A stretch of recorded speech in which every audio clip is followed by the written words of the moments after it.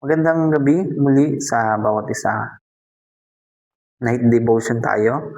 At ngayon ay dito na tayo sa verse 19 ng Isaiah chapter 1. Verse 19 to 27 yung ating babasahin. At yun, umpisa na natin. Kung susundin ninyo ang aking sinasabi, tatamasahin ninyo ang ani ng inyong lupain. Ngunit kung susuway kayo at maghihimagsik, tiyak na kayo ay mamamatay. Ito ang mensahe ni Yahweh. Ang Jerusalem na dating tapat sa akin ngayon ay naging isang samang babae. Dati puspos siya ng katarungan at katuwiran. Ngayon na may tirahan na ng mga mamamatay tao, ang iyong pilak ay naging bato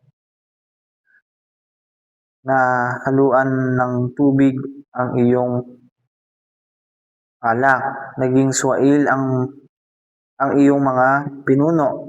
Kasabot sila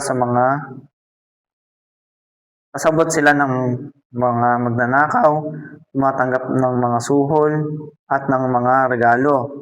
Hindi pinagtatanggol ang mga ulila at walang malasakit sa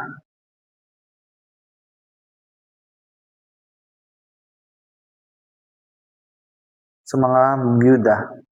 Kaya sinabi ng Panginoong Yahweh, ang makapangyarihan sa lahat, ang Diyos ng Israel. Ibubuhos ko ang aking puot sa aking mga kaaway. Maghihiganti ako sa aking mga kalaban. Parurusahan kita at lilinisin gaya ng pilak na dinadaan sa apoy at tinutunaw upang dumalisay. Bibigyan kita ulit ng mga tagapamahalang tulad noong una.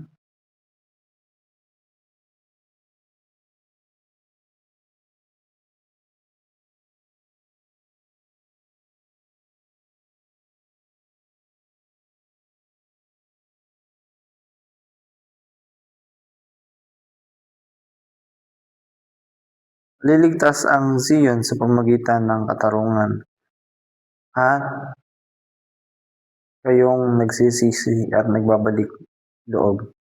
Ulitin ko lang yung verse 26 at 27. Bibigyan kita ulit ng mga tagapamahalang tulad noong una at ang mga tagapayo gaya nung simula. Pagkatapos tatawagin kang lungsod ng katwiran, ang lungsod na matapat. Maliligtas ang Zion sa pamamagitan ng katarungan at kayong nagsisisi at nagbabalik loob. At yun, ang aking natutunan dito mula verse 19 27 ay itong verse 19. Sabi dito, kung susundin ninyo ang aking sinasabi, tatamasahin nyo ang ani ng inyong lupain. So, yun.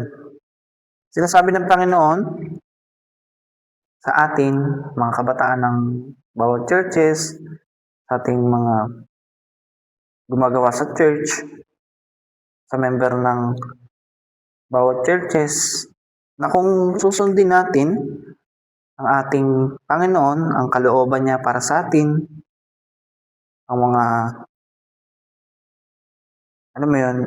mga gawain na pinagkaloob niya doon sa kanyang mga lingkod na ginagamit sa ating buhay.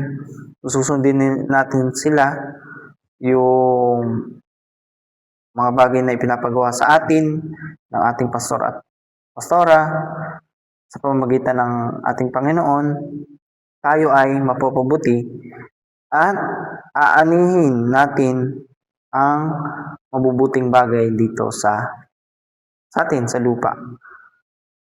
Yun po yung aking pagkakaintindi po dito na ang pagsunod sa Panginoon may pagpapalang kapalit. Ngunit ang suwail sa Panginoon, hindi nakikinig sa Panginoon, hindi nakikinig ng turo ng Panginoon sa pamamagitan ng kanyang lingkod, ng kanyang mga lingkod, kapahamakan ang maidudulot nun sa ating buhay. Kaya patuloy tayo na magpasakop sa Panginoon, patuloy nating sundin ang kalooban niya para sa atin.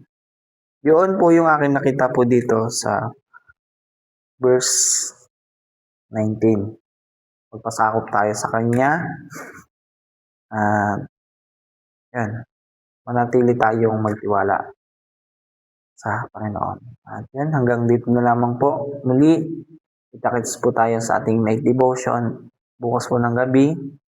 See you tonight devotion. God bless po. Bye-bye and good night.